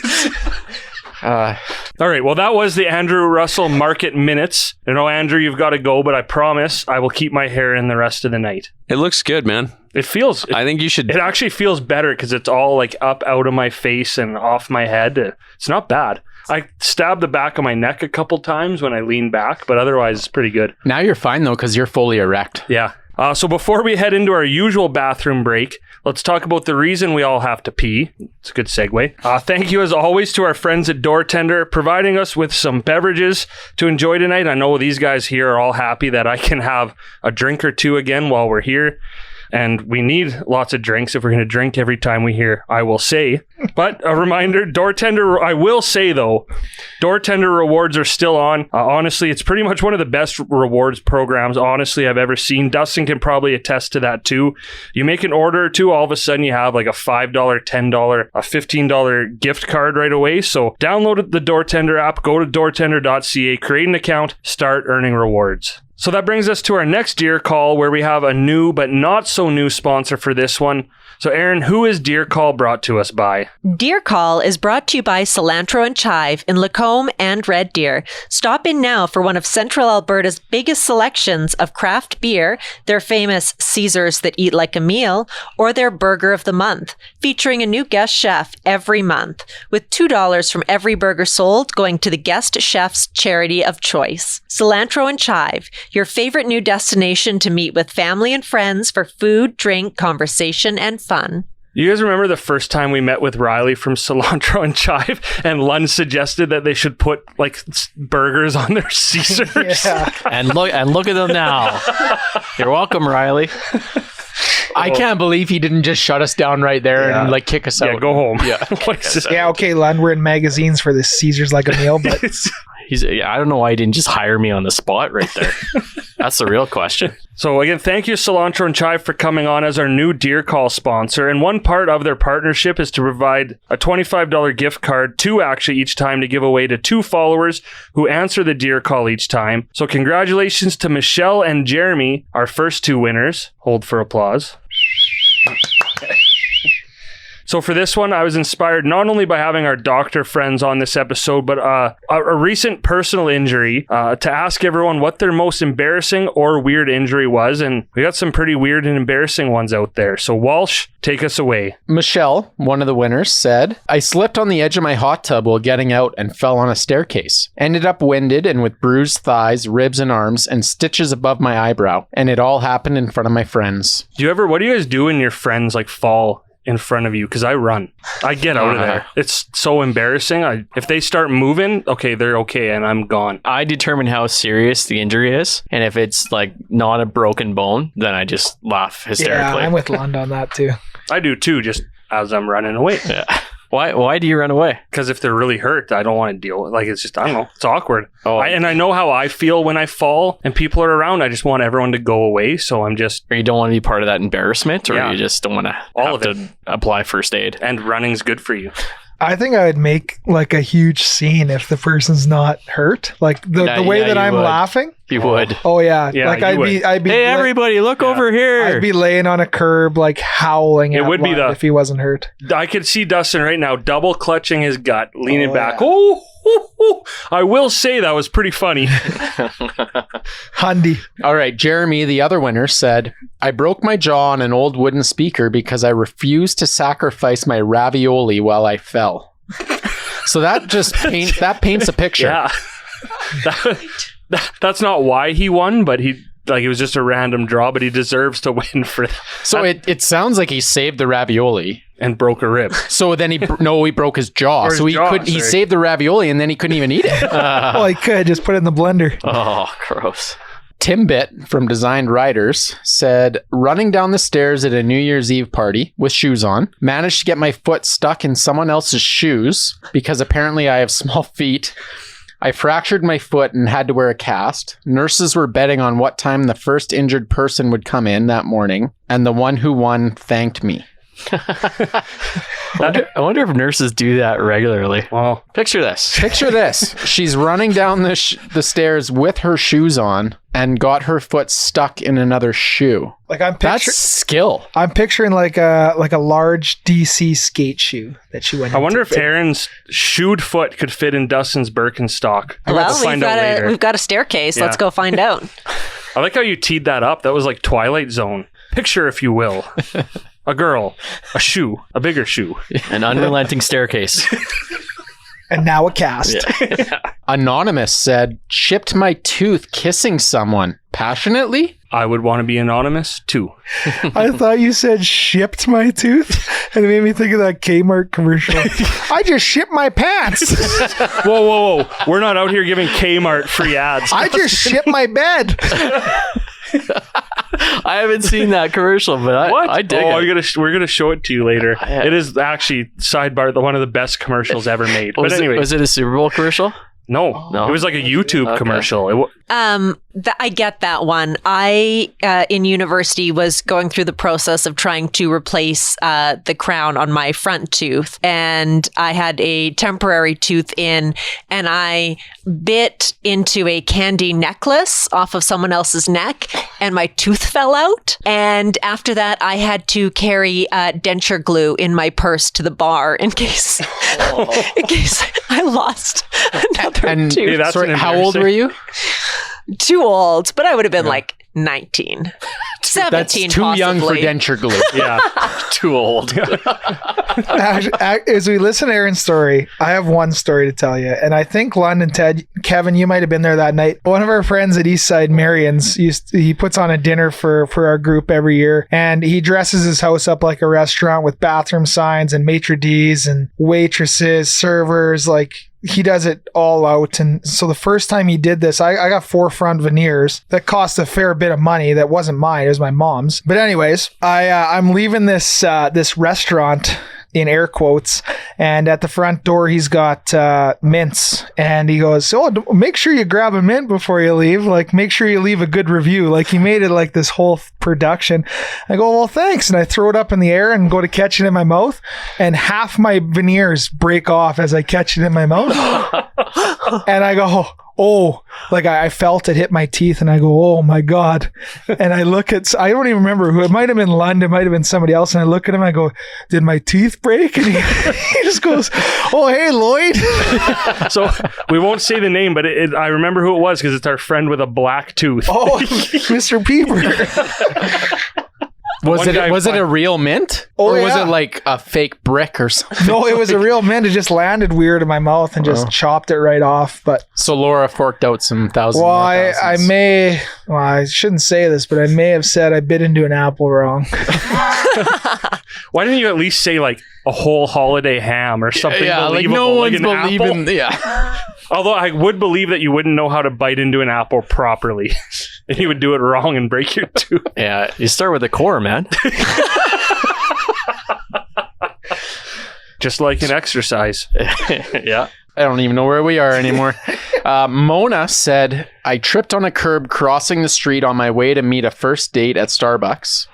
I landed on my hands, got up, and brushed myself off. 15 minutes into the date, I realized I couldn't move my arm. The nice guy took me to the ER and stayed with me as I got x-rays. It was an impact fracture. I didn't get a second date. Oh, poor Mona. When I first read that, I was like, oh, this is going to be a great like meet cute story. And they got married. And this guy said, no, fuck this chick with a broken arm. Too clumsy. Yeah, high maintenance. That's awful. Mike said bowling. That's it. That's all. Bowling. That is embarrassing. A dude thought it would be funny to try and bowl through my legs. Oh. And his bowling ball cracked my tailbone. How hard is this dude throwing the ball? Well, if you think if it was like us doing it, probably pretty hard. I'm imagining a 10-pin bowling. The guy goes to throw it through like hard and his finger gets stuck and it just goes right up into his, like, that's kind of what if it's a 5-pin bowling ball, it's on purpose. Yeah. Like that's the worst too. I don't even like that's not, I don't know if that's it's weird, but it's not embarrassing. It's embarrassing for the other guy. Yeah. Because that's the worst when someone else hurts you, like doing something stupid. And you just have to explain it to the doctor. Yeah. Like, what happened? If you've agreed to a tandem bowl, you are equally responsible. We don't for know if there was any injuries. agreement. We don't know if there's any consent or not. That's true. Okay, fair. I'll tell you what, a cracked tailbone does not sound No. any fun at all. Lindsay said, I was at the bar with some girlfriends 12 years ago and headbanging to, I'm pretty sure, Nickelback on the dance floor. Yeah. Sounds right. As I'm throwing my head back and forth, I smash my face on my girlfriend's beer bottle, right on my eyebrow. Next thing I know, I'm bleeding everywhere, end up with 4 stitches. Best part is 2 days after, I was meeting my now husband's family for the first time with a black eye and tried to explain in a more acceptable way on how I had stitches and a black eye. Dustin, what would be your alternative story to this on how you got your black eye, meeting Ashley's family for the first time? I bit into an apple wrong. I threw a mint the wrong way at Eastside Marion's. Landed right in my eye. Oh, Yeah, that'd be a tough one. bottle yourself? Yeah. I'd pull a Ted and fake I had COVID. symptoms, COVID symptoms. And I went to the dentist the next week. Here's one that maybe Aaron can relate to. Someone from Gord Smoke Shop said, broke a wrist falling off a 2-foot tall Shetland pony. Oh, yeah. I had a Shetland pony as a child, and I came off that thing all the time. So I get it. I sympathize. I have more horse injuries than anything else. But you're already pretty much on the ground. Yeah, but those things are sneaky and mean. Anybody looking to get a horse, do not get a Shetland pony. Oof. Okay, I'm glad I was in the market for a new horse. So I'm glad. How does that make you feel, Ryan? He's in the market for a pony or a horse, but not a house. Yeah. I got one letter wrong. Whatever. Yeah, you one said go buy I thought he said go buy a horse and get out of here. Yeah. Now I board it realize, in our shed. Yeah, I now realize you said house. Sorry, my U's look like ours. Gino said, I threw my back out doing laundry. Reaching into the dryer, I sneezed and a shock wave went up my spine.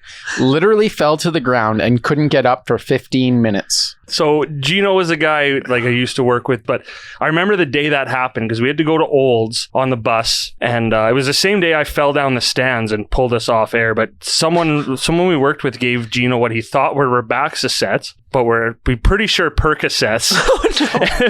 But on the bus ride home, I got on Percocets. When you got to share a pizza, I was like, that was like watching wood go into a wood chipper. Gino, we just talked about this, just saw him the other day, and we talked about that too, how accidentally high he was. But that's what happens when you get old. Yeah, I've had some close sneezing calls. Like some life-altering sneezes. It just kind of like resets your whole outlook on things. I always thought when you sneeze, you can have an orgasm. That's 8 in a row. You have to sneeze 8 times in a row? I don't know. I could. Looking at the lights make me sneeze, so I could probably do it. I once sneezed in a tanning bed a few months after having my nose done. Oh, no. And my nose hit the top of the tanning bed and I almost passed out. It's the worst pain I've ever felt in my whole life. And you're trapped. Yeah, that sounds like a pretty good couldn't do anything. injury. I just laid there and cried. Oh. That's why they say tanning beds are bad for you. It's true. Lesson learned. Was it a real sneeze or was it one of your bullshit? Achoo! No, it wasn't a sneezes? polite sneeze. Yeah, it was a okay. real sneeze. Yeah, because I was in the privacy of my own tanning bed. She was alone. Yeah. This feels like a Final Destination movie. Shani said, soccer cleats to my lady bits. Nice bruises to match her cleats pattern. Oh. We're into the genital ones now, by the way. Yeah. From here on out. I'm Yeah. surprised they all weren't genital ones, actually. The old Nike vagina. Probably Just do it. Well, come on. Yeah. Some free ads for Nike there. Yeah. Yeah. They need it. They're struggling. Yeah. Joe said, running from the cops, I got high centered on a fence. Slivers from my booty hole to my kuka. But can you be more specific? Well, at first I saw high centered and I'm like, oh, she's driving. But no. Yeah, no, I think I know what that means. Yeah. So did she get away though? That's what I want to know. We'll have to report her to Crime Stoppers too. All right. Enough said on that one. Yeah. And last one, Josh said, I fell grinding a rail on my BMX and stabbed my handlebars into my groin, giving myself a grapefruit-sized hematoma. We'll have to ask our doctor friends exactly about that. Went to the hospital and they strapped me into a spine board so I could only see the ceiling. They had to cut my pants and underwear off, and the lady doing it asked me how I was doing and that she hadn't seen me in a while. I knew this lady from babysitting her kids. Super embarrassing. Oh, jeez. Oh. So I've been in emergency for a penis trauma before. And we'll get to that in a second. But Whose penis? Yeah, it was mine. But yeah, I was glad someone else had a weird one like that. But it is really weird having people poking around down there. And his, at least, like he was doing something sporty. This was the 10-year anniversary of this was just a couple weeks ago. It also, last week was if we're talking about embarrassing injuries, 10-year anniversary of me breaking 2 fingers on Fred Penner's tambourine. That's it. Like actually? Yeah. So he does like adult shows now, and 10 years ago it was my birthday. He was at SACE, so we went and he called me up on stage to play The Cat Came Back, and obviously I was having a great night and was just playing the tambourine too hard. And the next morning my fingers were all like they were So I you was like, didn't what? you didn't know that night you I had didn't- broken them? No. Holy Like crap. I knew they were like I knew like they were hurting, but I was just like, oh, whatever. But anyways, the 10-year anniversary of me scalding my penis was also recently, and again, got home inebriated from the bar, nothing to eat. I was like, oh, I'll make oatmeal, and I had leftover boiled water, so I made a green tea. Sat down, and this is like 3 a.m. Sat down on the chair, my hand just stopped working, and it fell right on my crotch. And again, it hurt, but I was like, oh. And then my friend, the best part, I remember this because I saw it the next morning. My friend just texted me, "Did you get home okay?" And my response to him was, "I burnt my penis." So, but that was like, I like had like was like had to go like was pretty had blistered and like had to go through like go to a reproductive specialist and stuff to make sure it didn't kill all the swimmers down there and stuff. But so it was bad time. Never a good time to scald your penis. Yeah. But then almost on the exact 10-year anniversary, Aaron and I and the athlete and another friend are going for a walk at Heritage Ranch, and I just ducked into the trees to take a pee, tried to get off the trail, whatever. Couldn't hold it. Was holding a branch behind my back, I guess. I don't know. And it slipped out and came across and gave me 3 good cuts. And I didn't even wait. I just looked, and I just like kind of ran up, and they looked at me, and I was like, something happened. Luckily, we were with a nurse. I didn't show her. I showed Kevin, the athlete, Uncle Nice. Meat. That was for different. That was just that's what we do on our walks. We're not allowed at Heritage Ranch anymore. It was really something to be a part of. And then, of course, we were wearing a long coat and stuff. But I sat down and got back in the car and had this big blood spot on my crotch. I was like, oh my god! Like 10 years from now, look out, Ted's penis, because something's gonna happen again.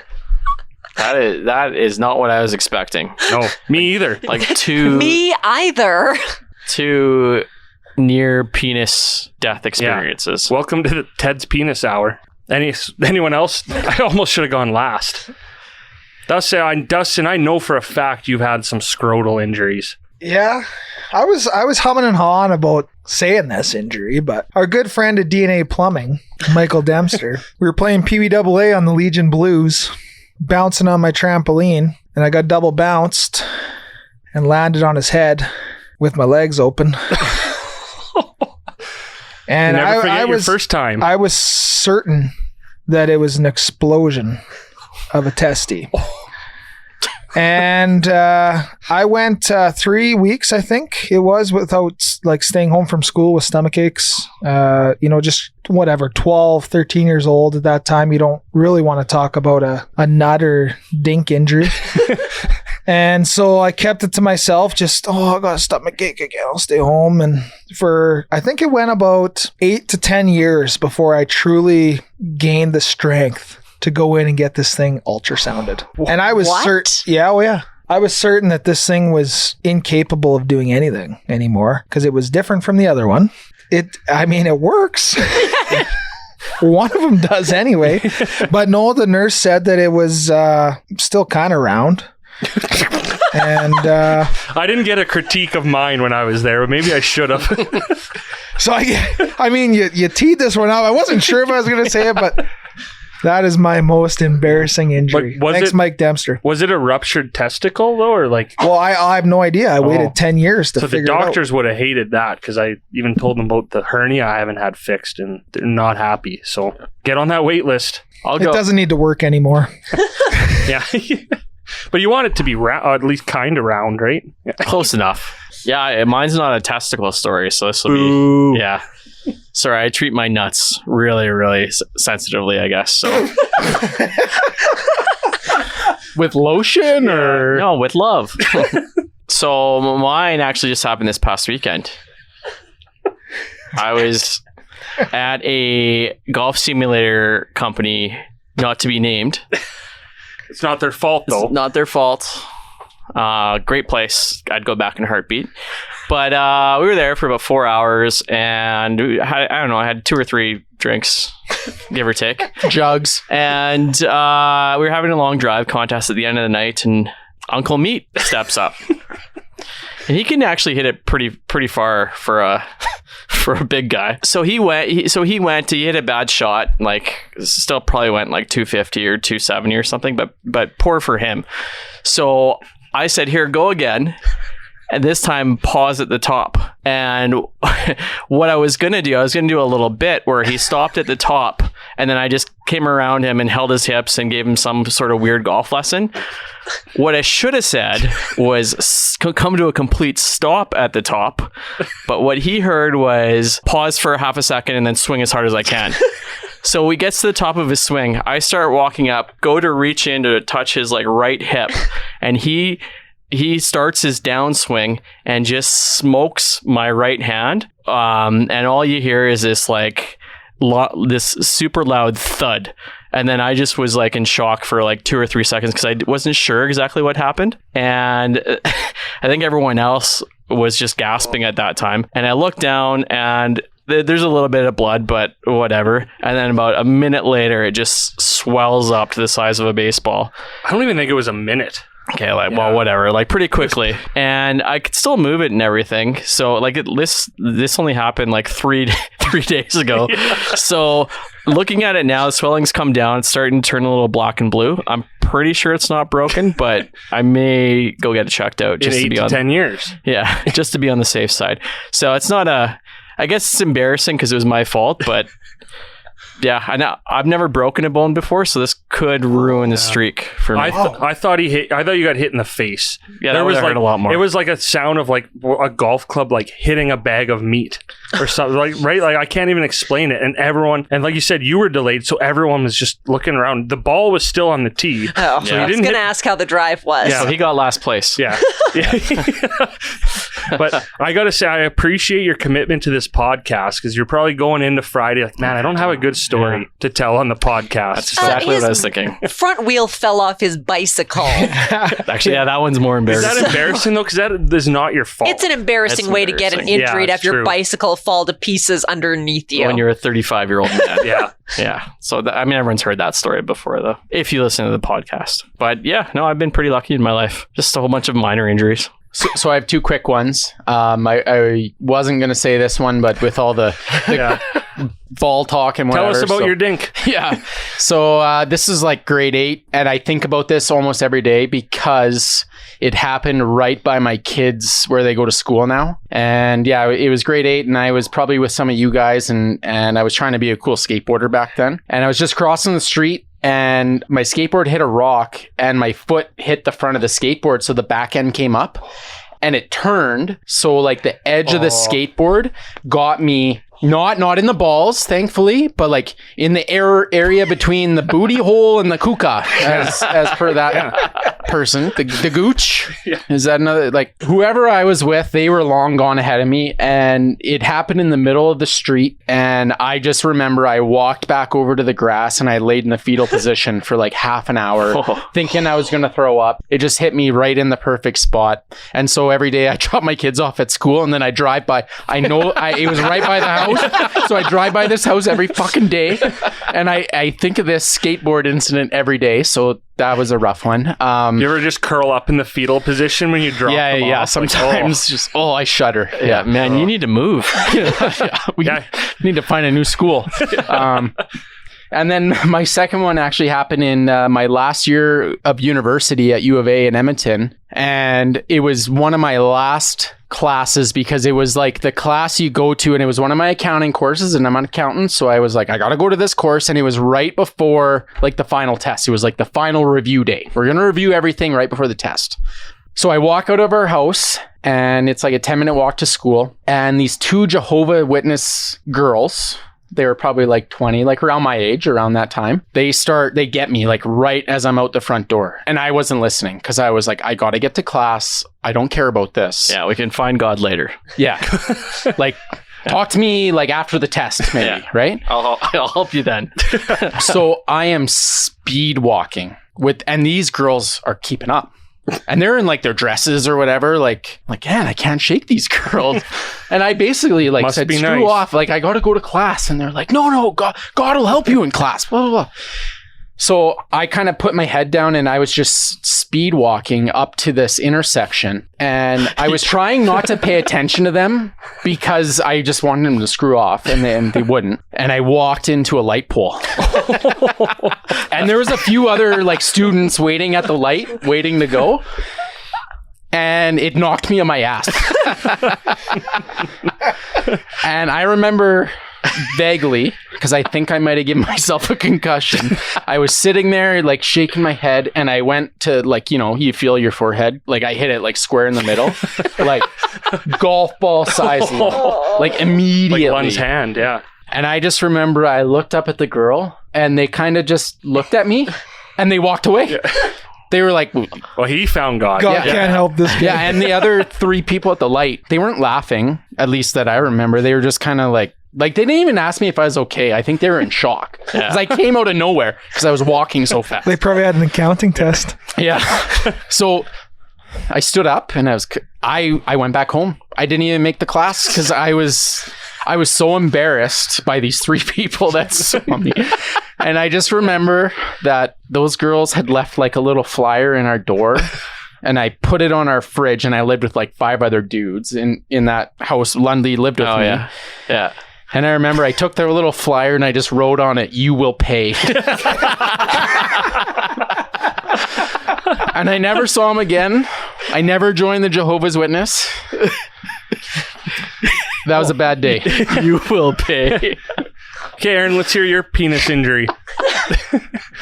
Oh my God. Kat. No, I think aside from losing my front tooth several times in various stupid ways, I've been pretty lucky. So I don't. You haven't been living. Maybe. But I lost a tooth in a bar eating a piece of candy. Yeah. I cracked a tooth. I cracked the same tooth in the middle in high school chewing on a ring pop.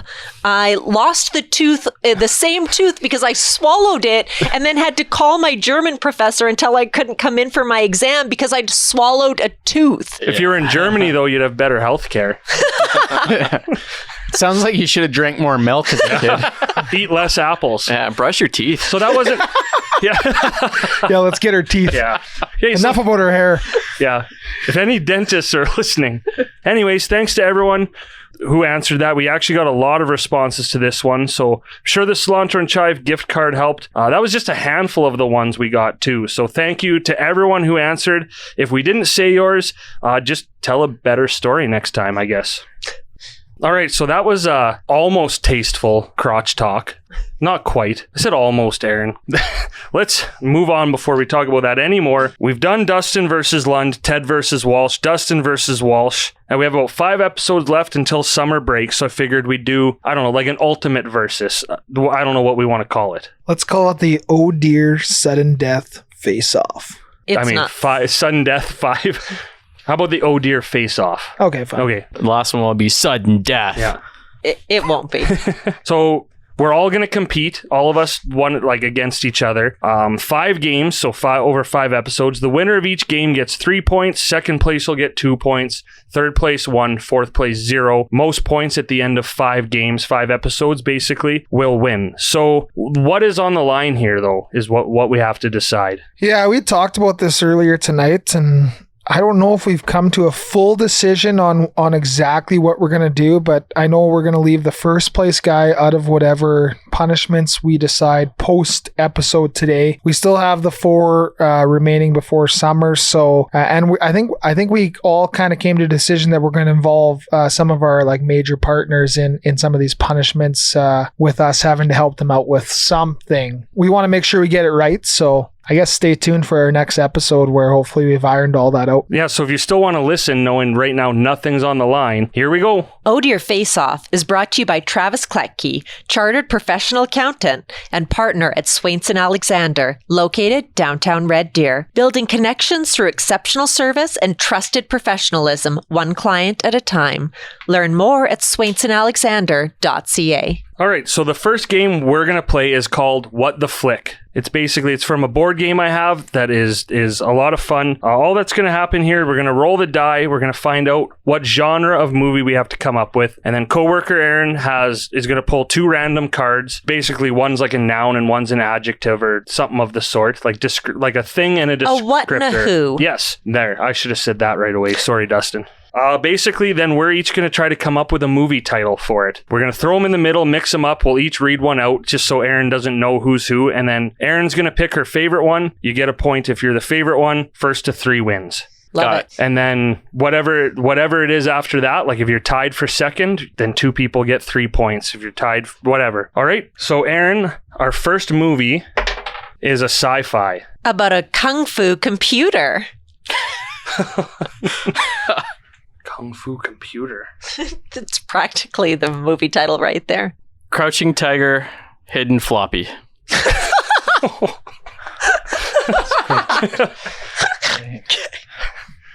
Metaverse Cyber Wars. Oh, I like that. Very topical. Yeah. The cube that kills. Ooh, okay, yeah. I like that voice. The 3 hard drives.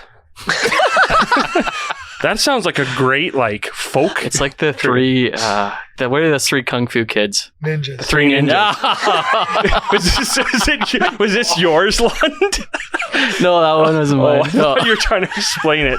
All right, Aaron. So we had the 3 hard drives. Hey, you'd be Tum Tum for sure. Do you remember all of them? I do. Oh, God, this is listening audience at home. Just remember, this is completely subjective, and these guys do know their audience, and it's got to be the Crouching Tiger floppy. Floppy.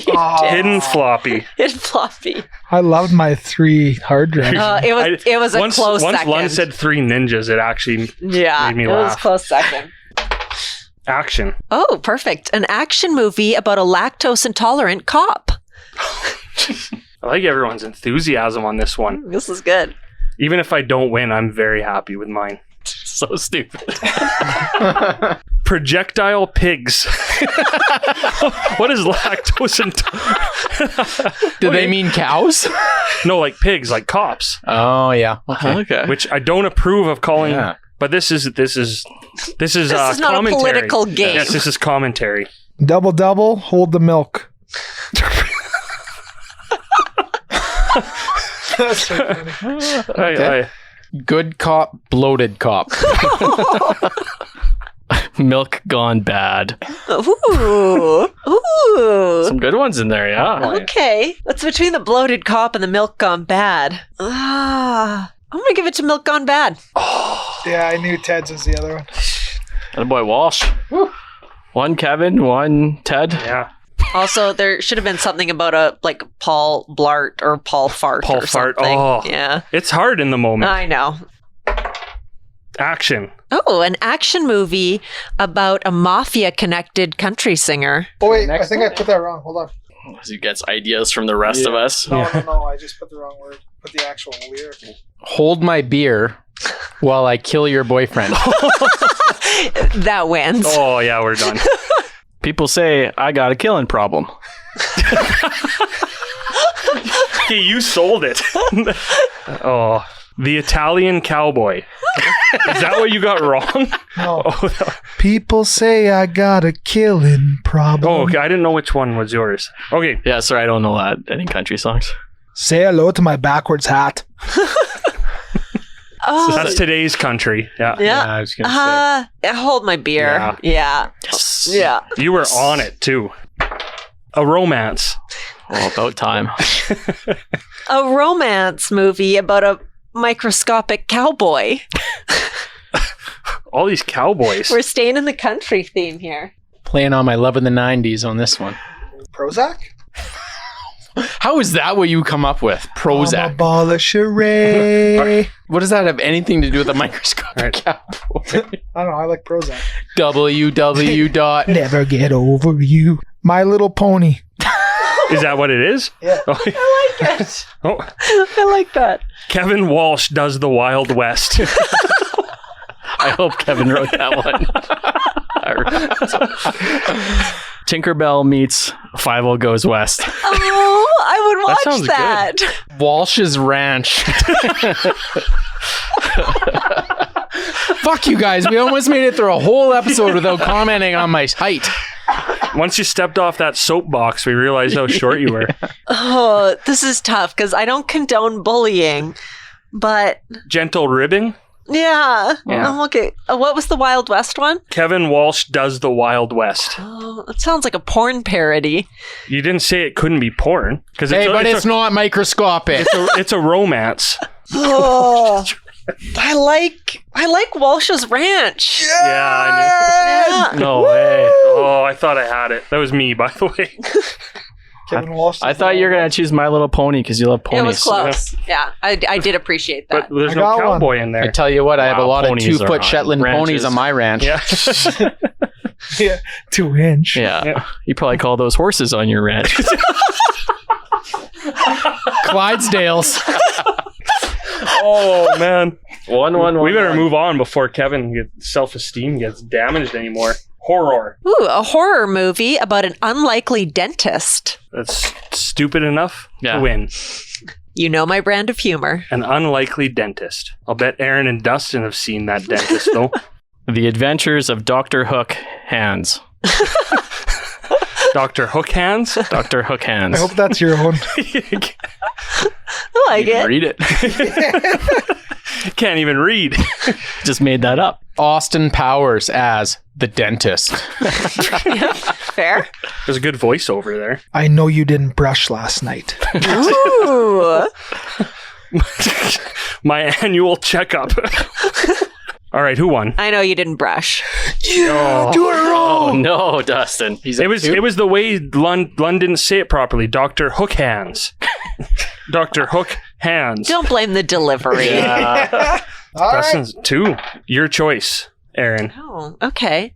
Say porno. All right. A porno about an invisible chef. Oh, God, this actually is super inappropriate. I hope it's not about Phil. Kevin. This is Ted and Phil's excellent adventure. You can't erase. No, I won't break that. Ted and Phil's Sexcellent Adventure should have been. Don't put Phil in that position. Also, Is that a movie? For sure, someone brought Phil into this. Kevin. Just as a bonus, Phil and Ted's Sexcellent Adventure probably would have won. yeah. Chef Phil Mayo Hole. I'm going to let you explain that one to Phil. Phil, if you need a new career. I saw who you ate last summer. I feel like that's like a horror porno. A horno. Is this You know his name. Oh, yeah. Do you want me to whisper Emerald? to you? No. Emerald's secret sauce that makes women go bam. who wrote that one? The cloak chokes. Oh, no. Sounds like a dirty novel. Ooh, God. Okay. I mean, I don't want to support besmirching Chef Phil's good name. We all love Chef Phil, by the way. Yeah, well, Yeah. clearly. That's a different Chef Phil Mayo. Different. Yeah. First and last name. But Yeah, we're talking about Dr. Phil. I mean, Chef Phil in the Mayo hole is so gross, but I love it, and it wins. 2-2-1-1. 2-2-1-1. A drama about a medieval clown. Sir laughs a lot. That's good. I like that. It's cute. Yeah. You're For going. a drama? Yeah, Sounds but like a comedy. no, but it could be like A dramedy. like a drama, or like the plight of Sir Laughs a Lot. Okay, Well, then that should have been that it. should have been it. You're going to die, clown. Now, that's a drama. That's a horror. Lord of the Noses. Okay, I like it. The Lesser Jester. Oh. Ooh. Oh. That's like literally a medieval clown. Oh. God, honestly, The Lesser Jester sounds like something I want to watch. I'm giving it to The Lesser Jester. That's Walsh. Oh, wow. Good one. Yeah, That I was like good that one. one. Producer laughs a lot. Yeah. Yeah. Yeah, almost had it. But The point, Lesser Walsh. Jester was a great drama. So Walsh has 3 points. Dustin has 2 points. London, I have 1 point. Jeez, I thought you both were going to win this game. Yeah. And them's the breaks. I guess Aaron doesn't like good jokes. That is true, actually. So congratulations, Walsh. Winner of the first, the hell do we call this thing? The Oh Dear Face Off? Whatever we called it. I think we rename it every episode. Yeah. Anyways, that was What the Flick. So congratulations, Walsh. And hey, made it through another episode. So you done crinkling around over there, Aaron? I'm cleaning up after myself. I'll do that on your own time. Yeah. Gosh darn it. Another episode in the books. So a huge thank you one more time to our guests, Dr. Kim Jim and Dr. Keith Wolstenholme. Thank you, as always, to Bo's Bar and Stage, our presenting sponsor, and Ryan and Riley for accommodating us tonight. As always, again, remember those events we talked about. We hope to see you at all of them. As always, follow us on social media. Give us a like, interact with our stuff, subscribe on YouTube, and yeah, guys, final thoughts. I'm just really glad that your hair stayed erect for the last 3/4 of the show. So obviously a little slow start because it was pretty limp, but it's been holding strong ever since. And you better go relieve that thing. Yeah, whatever Andrew used should probably be doubled as a sex jelly because this thing is not moved. I think it was sex jelly, actually. Yeah, great episode, guys. I just wish we had the doctors in during this episode so they could look at my hand. But you know what? I'll be a big boy and go see the doctor this week. Yeah, like Lindy said, another fun one. Love coming to the studio with Ryan and Riley and Aaron and Andrew and the crew to have a beer or two and enjoy some great friends. So another one in the books. And I'm going to take this opportunity to wish my mother a happy birthday because it is her birthday Old today. Slippy Sue. There's not one thing I regret more in life than writing to Slippery Susan on that picture for your mom. Hey, she still has that picture you guys signed for her up in the dining room. So she listens and she loves you guys. So I'm still rock hard for her. So is my hair. So I guess with that, I will say goodbye.